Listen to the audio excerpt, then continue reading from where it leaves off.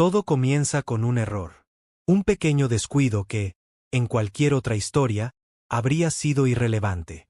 Pero no en esta. A finales de los años 90, Estados Unidos vivía una rutina casi sagrada cada fin de semana. Entrar a una videotienda, recorrer pasillos interminables de carátulas brillantes y elegir una película para la noche. Blockbuster dominaba este ritual.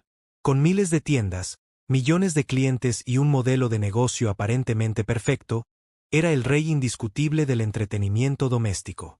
Nadie imaginaba que ese imperio estaba a punto de ser desafiado por una idea nacida de la frustración. En 1997, Reed Hastings, un ingeniero de software con una mentalidad analítica y obsesiva, recibe una multa de $40 por devolver tarde un DVD. Aquella sanción no solo le molesta, lo hace pensar. ¿Por qué el sistema castiga al cliente? ¿Por qué ver una película implica fechas, filas y penalizaciones? Esa pregunta se convierte en una grieta. Y por esa grieta, comienza a filtrarse una visión distinta del futuro. Hastings no era un recién llegado al mundo empresarial. Había vendido su primera compañía, Pure Software, por más de $700 millones. Tenía capital, experiencia y, sobre todo, una profunda incomodidad con los modelos rígidos. Junto a Mark Randolph, un emprendedor con instinto comercial, empieza a explorar una idea que suena absurda para la época: alquilar películas sin tiendas físicas. El concepto inicial es simple y arriesgado: enviar DVDs por correo. En un momento donde el VHS aún domina, el DVD es visto como una tecnología incipiente, frágil y poco confiable para envíos postales. Para probar la idea, Hastings y Randolph realizan un experimento doméstico: envían un DVD dentro de un sobre normal. Días después, el disco regresa intacto. No está roto. No está rayado. Funciona. Esa pequeña prueba silenciosa confirma algo enorme. El modelo es posible. Así nace Netflix, en Scotts Valley, California. No como un gigante. No como una revolución anunciada, sino como una startup diminuta, con un catálogo de apenas unos cientos de títulos, un sitio web rudimentario y una promesa audaz: alquilar películas sin multas, sin presión y sin horarios. En 1998, Netflix se lanza oficialmente al público. Su propuesta inicial es pagar por cada alquiler, muy similar al modelo tradicional, pero con una diferencia clave: la comodidad. El cliente elige la película en línea, la recibe en casa y la devuelve por correo. Sin embargo, el crecimiento es lento. Costoso. Incomodo. Cada envío implica gastos, logística y tiempos de espera. Netflix quema dinero mientras intenta encontrar su identidad. Dentro de la empresa, las dudas crecen. ¿Realmente alguien cambiará la experiencia de la videotienda por una espera de varios días? ¿Es esto solo una solución elegante para un problema que nadie pidió resolver? Mientras tanto, Blockbuster observa desde lejos, sin preocupación. Para el gigante, Netflix no es una amenaza. Es una curiosidad. Un experimento interesante, pero insignificante. Blockbuster tiene tiendas, empleados, acuerdos exclusivos con estudios y millones de clientes fieles. Netflix solo tiene sobres rojos y una idea incómoda. Pero bajo esa fragilidad, algo se está gestando. Hastings comienza a comprender una verdad incómoda. El problema no es la película, es el modelo. Las multas, las prisas, la fricción. Netflix no compite solo con Blockbuster. Compite contra la frustración del consumidor. Al cerrar la década, Netflix aún no es rentable. El riesgo es enorme. El fracaso, una posibilidad real. Sin embargo, lo que parece una debilidad, no tener tiendas, pronto se convertirá en su mayor fortaleza. Y sin saberlo, en 1999, Netflix está a punto de tomar una decisión que cambiará su destino para siempre, una decisión que lo enfrentará cara a cara con el gigante que domina la industria. La batalla apenas comienza. A finales de 1999, Netflix sigue siendo una idea prometedora, pero frágil. Cada DVD enviado por correo es un costo. Cada cliente nuevo es una apuesta. Y cada mes que pasa sin rentabilidad acerca peligrosamente a la empresa al abismo. Reed Hastings lo sabe. Netflix no puede seguir sobreviviendo únicamente por intuición. Necesita un cambio radical. El modelo de pago por alquiler simplemente no funciona. Los clientes sienten que siguen pagando por película, y el negocio continúa dependiendo del volumen, no de la lealtad. Entonces, casi como un acto de rebeldía contra toda la industria, Netflix plantea algo impensable para la época: una suscripción mensual sin límites de alquiler, sin fechas de entrega, sin multas, sin presión. La idea es arriesgada. ¿Y si los usuarios piden decenas de DVDs y nunca los devuelven? ¿Y si el sistema colapsa? Pero Hastings entiende algo crucial: la mayoría de las personas no abusa del sistema. El verdadero valor está en la confianza. Así nace el modelo que lo cambiará todo. Los clientes pueden tener varios DVDs en casa al mismo tiempo, devolverlos cuando quieran y recibir otros nuevos. El efecto es inmediato. Netflix deja de ser una alternativa curiosa y comienza a convertirse en un hábito. Por primera vez, la empresa ve señales reales de crecimiento sostenido. Pero incluso con este avance, la amenaza sigue siendo enorme. Blockbuster continúa expandiéndose, generando miles de millones de dólares anuales. Para Netflix, competir de frente parece imposible. Por eso, en el año 2000, Reed Hastings toma una decisión que define su pragmatismo como líder: intentar vender Netflix a Blockbuster. La reunión se lleva a cabo en Dallas, Texas. Hastings y su equipo presentan su visión. Proponen que Blockbuster compre Netflix por $50 millones y use su tecnología para fortalecer su presencia en línea, mientras Netflix opera como la división digital del gigante. Desde la perspectiva de Hastings, no es una rendición, es una alianza para sobrevivir. La respuesta es humillante. Los ejecutivos de Blockbuster se ríen. Para ellos, Netflix no representa una amenaza real. Las tiendas físicas siguen generando enormes ganancias, especialmente gracias a las multas por retraso. El streaming ni siquiera está en el radar. Blockbuster no ve el cambio que se aproxima. Y Netflix sale de esa sala con algo más que una negativa. Sale con una certeza peligrosa. Si quieren sobrevivir, deberán derrotar al gigante. El rechazo no destruye a Netflix. Lo endurece. Hastings vuelve con una mentalidad clara. Si Blockbuster no quiere el futuro, Netflix lo construirá solo. Se refuerza la obsesión por la experiencia del usuario, la logística se optimiza y los centros de distribución se multiplican estratégicamente para reducir tiempos de entrega. Mientras tanto, el tiempo comienza a jugar a favor de Netflix. Blockbuster, atrapado en su propio éxito, intenta copiar el modelo por correo, tarde y mal. Sus estructuras rígidas, sus costos operativos y su dependencia de las tiendas físicas se convierten en una carga. Netflix, en cambio, es ágil. Aprende rápido. Ajusta cada detalle. Para 2002, Netflix alcanza el 1.000.000 de suscriptores y sale a bolsa. Es un momento crítico. El mercado no perdona errores, pero también valida el modelo. La empresa ya no es una startup experimental. Ahora es un competidor real. En 2003, Blockbuster finalmente elimina las multas por retraso, una decisión que golpea directamente su rentabilidad. Lo que durante años fue su mayor fuente de ingresos se convierte en su talón de Aquiles. Netflix, sin multas desde el inicio, no tiene que sacrificar nada. La balanza comienza a inclinarse lentamente. Netflix aún no ha ganado. Sigue siendo más pequeño. Sigue perdiendo dinero en algunos frentes. Pero algo ha cambiado para siempre. Ya no está huyendo. Ahora está persiguiendo. Y mientras el público celebra la comodidad de no volver jamás a una videotienda, Netflix empieza a descubrir algo aún más poderoso que su modelo de suscripción: los datos. A simple vista, Netflix parecía una empresa de alquiler de películas. Pero por dentro, estaba convirtiéndose en algo completamente distinto.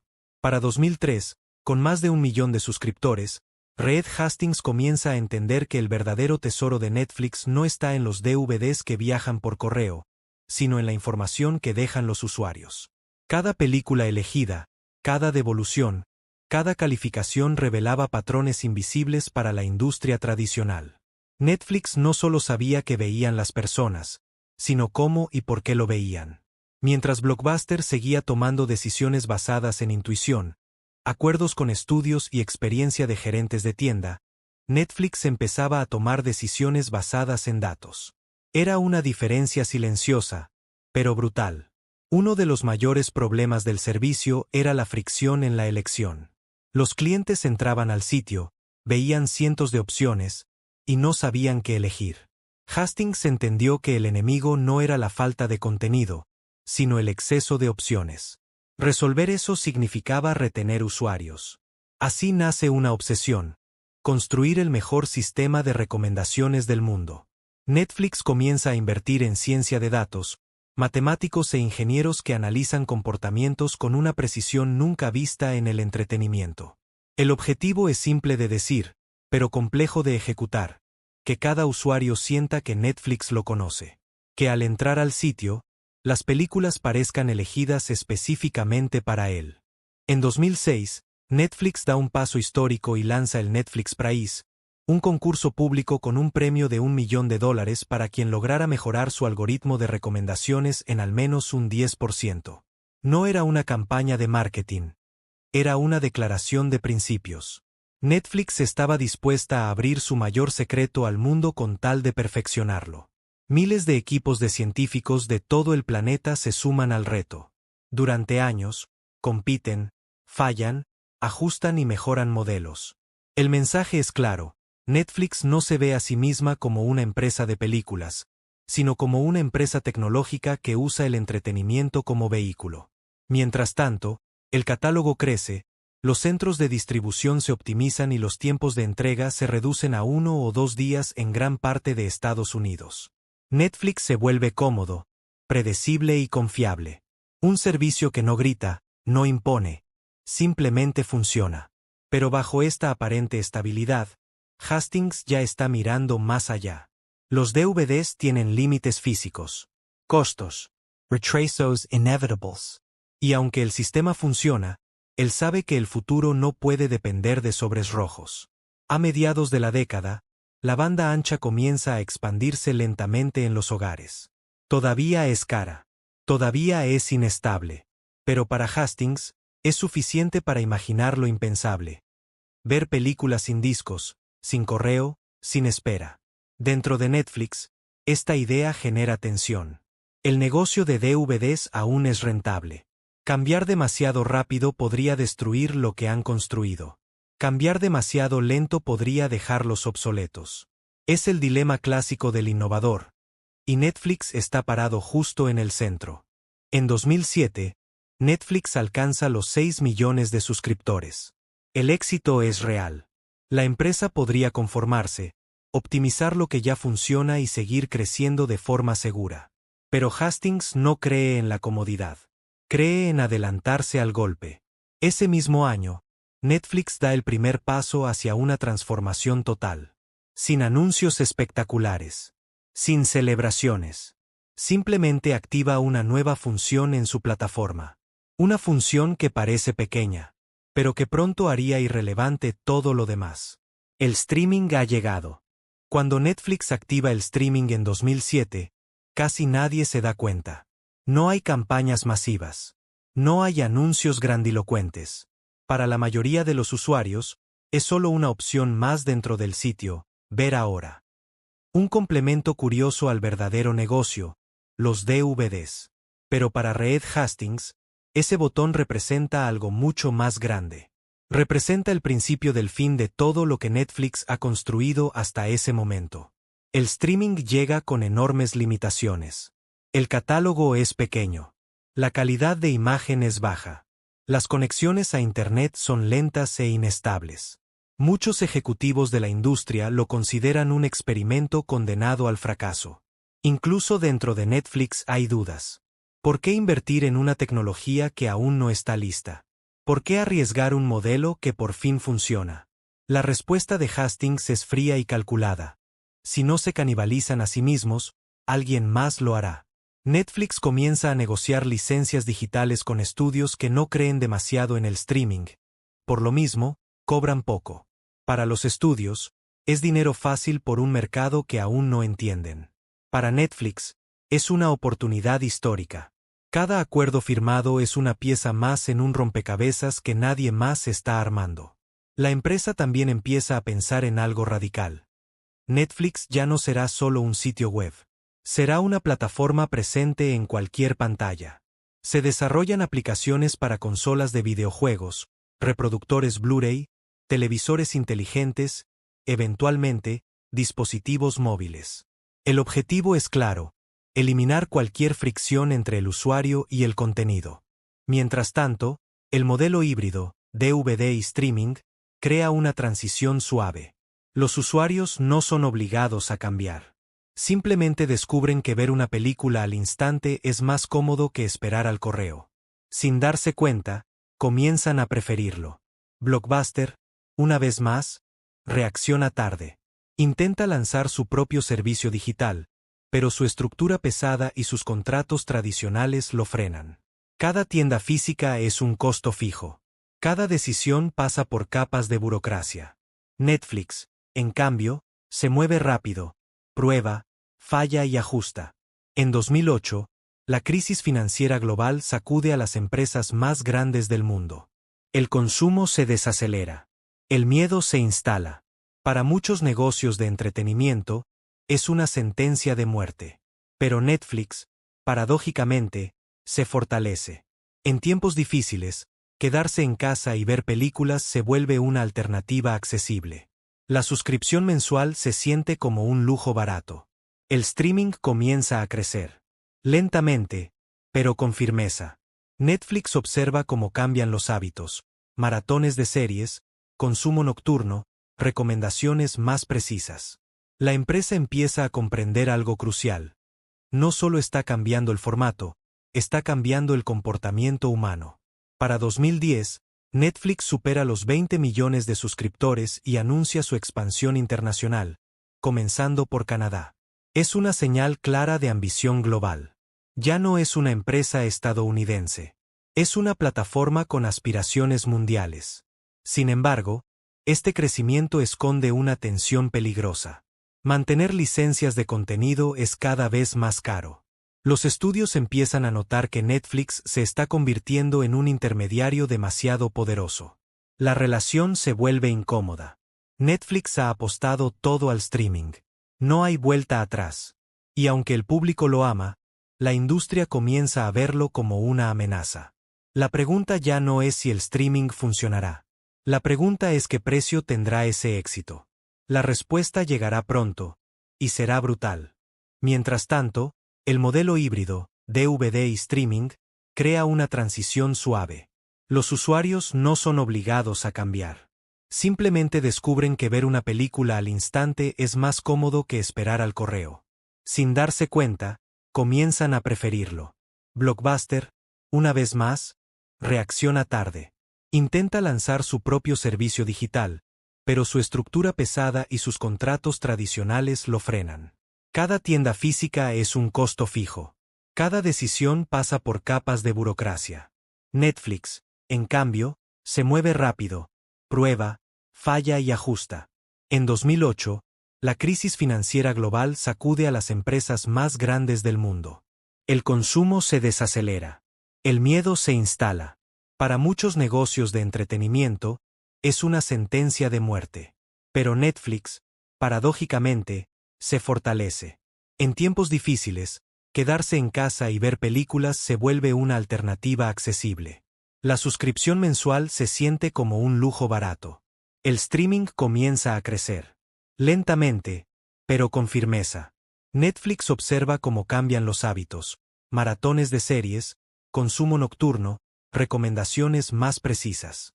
La empresa empieza a comprender algo crucial. No solo está cambiando el formato, está cambiando el comportamiento humano. Para 2010, Netflix supera los 20 millones de suscriptores y anuncia su expansión internacional, comenzando por Canadá. Es una señal clara de ambición global. Ya no es una empresa estadounidense. Es una plataforma con aspiraciones mundiales. Sin embargo, este crecimiento esconde una tensión peligrosa. Mantener licencias de contenido es cada vez más caro. Los estudios empiezan a notar que Netflix se está convirtiendo en un intermediario demasiado poderoso. La relación se vuelve incómoda. Netflix ha apostado todo al streaming. No hay vuelta atrás. Y aunque el público lo ama, la industria comienza a verlo como una amenaza. La pregunta ya no es si el streaming funcionará. La pregunta es qué precio tendrá ese éxito. La respuesta llegará pronto, y será brutal.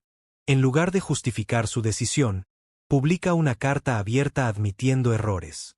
Reconoce que subestimó la reacción emocional de los usuarios. Acepta la culpa. Y, en un movimiento que muchos consideran humillante pero necesario, cancela Qwikster por completo. No todos los daños pueden repararse. La confianza está rota. El crecimiento se detiene. La industria huele sangre. Los estudios presionan. Los competidores observan con atención, esperando el colapso final. Sin embargo, detrás del desastre, Hastings sigue creyendo en algo esencial. El streaming es el futuro, pero depender de contenido ajeno es una debilidad mortal. Los estudios pueden retirar licencias, subir precios o crear sus propias plataformas. Netflix necesita independencia. De esta crisis nace una idea radical. Una idea que parece una locura para muchos inversores. Netflix debe crear su propio contenido. No como un experimento. No como un complemento. Sino como el corazón de su identidad futura. Después de 2011, Netflix ya no puede permitirse errores. O se reinventa, o desaparece. Y la próxima decisión no solo salvará a la empresa. Cambiará para siempre la historia del entretenimiento. Después del desastre de 2011, Netflix ya no tiene margen para fallar. La empresa está herida, observada y cuestionada. Cada movimiento es analizado por inversionistas, estudios y competidores que esperan el próximo error. Pero Reed Hastings no está pensando en reparar el pasado. Está pensando en redefinir el futuro. La lección es clara. Mientras Netflix dependa de contenido ajeno, siempre será vulnerable. Los estudios pueden subir precios, retirar licencias o crear sus propias plataformas. Para sobrevivir, Netflix debe hacer algo que hasta entonces parecía impensable para una empresa tecnológica: convertirse en un estudio de producción. La mayoría de Hollywood se burla de la idea. Netflix no tiene experiencia creativa. No tiene tradición. No tiene prestigio. Pero tiene algo que ningún estudio posee: datos masivos sobre el comportamiento real del público. Netflix sabe que actores gustan, que directores generan maratones, qué tipos de historias se ven completas y cuáles se abandonan a mitad. No es intuición. No es corazonada. Es evidencia. Con esa información, Netflix toma una de las decisiones más arriesgadas de su historia: comprar los derechos de una serie política protagonizada por Kevin Spacey, dirigida por David Fincher y basada en una producción británica. El nombre es House of Cards. Y Netflix no ordena un episodio piloto, como dicta la tradición. Ordena 2 temporadas completas sin ver un solo capítulo terminado. Para Hollywood, esto es una locura. Pero para Netflix, es una apuesta calculada. Los datos indican que el público que ama los dramas políticos también ama a Fincher y consume compulsivamente series complejas. Todo encaja. En 2013, House of Cards se estrena exclusivamente en Netflix. Todos los episodios disponibles el mismo día. Sin horarios. Sin cortes. Sin anuncios. El resultado es inmediato. Crítica positiva, premios, conversación global. Netflix deja de ser esa plataforma para ver películas viejas, y se convierte en un creador legítimo de contenido de alta calidad. La industria queda en shock. Poco después llegan Orange is the New Black y otras producciones originales que confirman que no fue suerte. Netflix no solo sabe distribuir contenido, sabe diseñarlo para el consumo moderno. El concepto del binge watching, ver varios episodios seguidos, se convierte en norma cultural. Mientras los canales tradicionales siguen midiendo ratings semanales, Netflix mide retención, pausas, repeticiones y abandonos. Cada decisión creativa se alimenta de datos reales. No para limitar la creatividad, sino para potenciarla. El riesgo financiero es enorme. Producir contenido propio cuesta cientos de millones de dólares. Pero el beneficio es estratégico: exclusividad, control y diferenciación. Por primera vez, Netflix posee algo que nadie más puede retirar. Entre 2012 y 2014, el crecimiento se acelera de nuevo. La reputación se reconstruye. La narrativa cambia. Netflix ya no es la empresa que casi se destruyó a sí misma, es la empresa que se reinventó cuando más lo necesitaba. Sin embargo, este nuevo poder trae un nuevo desafío. Crear contenido no es suficiente. Netflix quiere algo más grande. Quiere conquistar el mundo. Y para hacerlo, deberá enfrentarse no solo a estudios, sino a culturas, idiomas y mercados enteros. Para 2015, Netflix ya no piensa como una empresa estadounidense. Piensa como una plataforma global. Después del éxito de su contenido original, Reed Hastings entiende que el verdadero límite del crecimiento no está en la tecnología, sino en las fronteras. Cada país es un mercado distinto, con gustos, idiomas y culturas propias. Si Netflix quiere dominar el futuro del entretenimiento, debe hacer algo que ningún otro estudio ha logrado a esta escala: producir historias locales con impacto global. La expansión es agresiva. Netflix entra en Europa, América Latina y Asia con una velocidad que sorprende a la industria. En lugar de imponer contenido estadounidense, comienza a invertir en producciones locales. Series hechas en España, México, Alemania, Brasil, Corea del Sur. No como relleno, sino como piezas clave del catálogo. El resultado es revolucionario. Producciones como Narcos, Dark y más tarde La Casa de Papel demuestran que una historia local puede convertirse en un fenómeno mundial si tiene distribución global. Por primera vez, una serie en otro idioma compite de igual a igual con producciones de Hollywood. Netflix no solo exporta contenido, exporta culturas. Pero este crecimiento tiene un costo. La inversión en contenido se dispara a miles de millones de dólares al año. Netflix entra en una dinámica peligrosa: gastar hoy para crecer mañana. La deuda aumenta. Los analistas comienzan a preguntarse si el modelo es sostenible. Y entonces, el verdadero problema aparece. Los estudios que antes licenciaban contenido a Netflix despiertan. Disney, Warner, NBC y otros gigantes entienden que han alimentado a su mayor enemigo. Uno a uno, anuncian que retirarán su contenido para lanzar sus propias plataformas. El mercado del streaming se fragmenta. El usuario ya no tiene una sola opción. Netflix pasa de ser el pionero a ser uno más en un campo de batalla saturado. A partir de 2018, la competencia se vuelve brutal. Amazon Prime Video, con el respaldo financiero de Amazon. Apple TV, con su ecosistema cerrado. Y, sobre todo, Disney, con marcas legendarias y décadas de propiedad intelectual. Por primera vez en años, Netflix no compite contra empresas lentas y tradicionales. Compite contra corporaciones tecnológicas con recursos casi ilimitados. Sin embargo, Netflix tiene una ventaja decisiva: experiencia. Años de entender al usuario, optimizar la plataforma y producir contenido a escala industrial.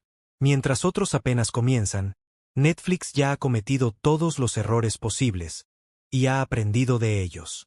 Para 2019, Netflix supera los 150 millones de suscriptores. Es el líder indiscutible del streaming, pero el liderazgo ya no garantiza seguridad. El mercado está lleno. El crecimiento comienza a desacelerarse en algunos territorios. Netflix ha conquistado el mundo, pero ahora debe defender su trono. Y el mayor desafío aún no ha llegado. En 2020, el mundo se detiene. Las calles se vacían, los cines cierran y millones de personas quedan confinadas en sus hogares. Para muchas industrias, la pandemia es una catástrofe. Para Netflix, es un momento sin precedentes. El consumo se dispara. Las suscripciones crecen a una velocidad nunca antes vista. Series y películas se convierten en refugio emocional para una humanidad aislada. Durante meses, Netflix parece invencible. Pero el crecimiento acelerado es engañoso. La pandemia no creó nuevos hábitos, aceleró los existentes. Cuando el mundo comienza a reabrirse, la realidad golpea con fuerza. En 2022, Netflix anuncia por primera vez en más de una década la pérdida de suscriptores. El mercado entra en pánico. La acción se desploma. Los titulares anuncian el principio del fin.